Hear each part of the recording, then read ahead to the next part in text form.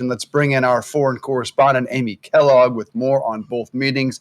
Amy, great to have you. Trump characterized this call with Putin as productive. He said there are great progress made. Is there any more details that they discussed? And can you add a little context to what I'm suggesting there, that attacks have dramatically ramped up on Russia's side? Well, Dave, it was a 2-hour phone call, and according to the Kremlin, it was on Putin's initiative, which is interesting as Zelensky was in the air on his way to America when that call happened. As you mentioned, he's wanting to obtain some of these Tomahawk missiles for Ukraine's fight against Russia.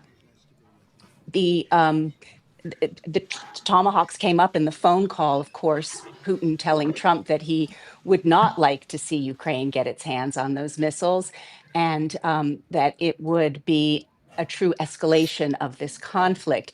We were hearing Trump last week saying that he was leaning towards providing those missiles to Ukraine. And again, that would allow Ukraine to have greater range in hitting military targets inside Russia and energy infrastructure facilities. But after the call with Putin last night, we're hearing Trump back away from the Tomahawks a bit, suggesting that the US needs them. There was great flattery during this phone call. Putin poured it on, congratulating Trump for his recent peace deal in the Middle East, saying it's something others had tried for centuries to obtain. Putin also was very complimentary about Melania Trump, the First Lady's efforts to try to reunite Ukrainian children with their families. Of course, Putin is wanted in The Hague for war crimes, specifically for the fact that Russia abducted thousands and thousands of Ukrainian children to Russia. And Melania Trump was able to get a few of those kids reunited last week, but there are still thousands more. And finally, last week, before this call, Putin even said that he thought that Trump should have won that Nobel Peace Prize.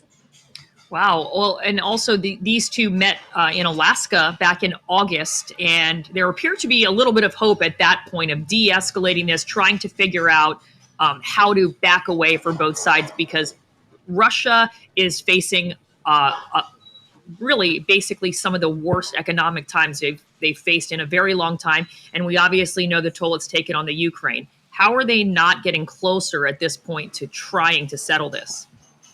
Yeah, Kieran, and one thing to point out, the Secretary General of NATO said just about a week ago that Russia is not winning this war, though, of course, it's got more people and superior military capabilities. It has lost 1 million men, and that is between deaths and also injuries. And for that, in the past year, Russia has only acquired about 0.5% of Ukrainian territory. So the cost for Putin is extraordinarily high. During the Alaska summit, a lot of people were quite shocked to see the red carpet being rolled out for a man who is wanted as a war criminal in The Hague. And he did not make any concessions after that summit. In fact, Putin escalated his attacks to levels we hadn't seen in these 3 years on Ukraine. Maybe the only good thing that came of that meeting is that the Europeans were quite scared that Putin was falling under, or Trump was falling under Putin's influence. And so they scrambled, crossed the pond, and we saw them all meeting with Trump in the days after the Alaska summit, begging Trump to get back on side with Ukraine, which he seems to have done. But then this phone call last night could be setting things back. We'll just have to wait and see what comes of the preparatory meetings for the summit that should happen between Trump and Putin now in the next 2 weeks in Budapest. You talked a little bit about this, Amy, this issue of the Tomahawk missiles. How would that change the ongoing war in terms of putting Ukraine at the advantage and really being able to strike at the heart of Russia? Well, the range is about 1,000 miles. And right now, the weaponry that was given under the Biden administration has a range of 200 miles. But apparently, the experts say you need to use these Tomahawks in waves to really make a difference. Multiple pronged attacks on an energy infrastructure, military infrastructure, that kind of thing.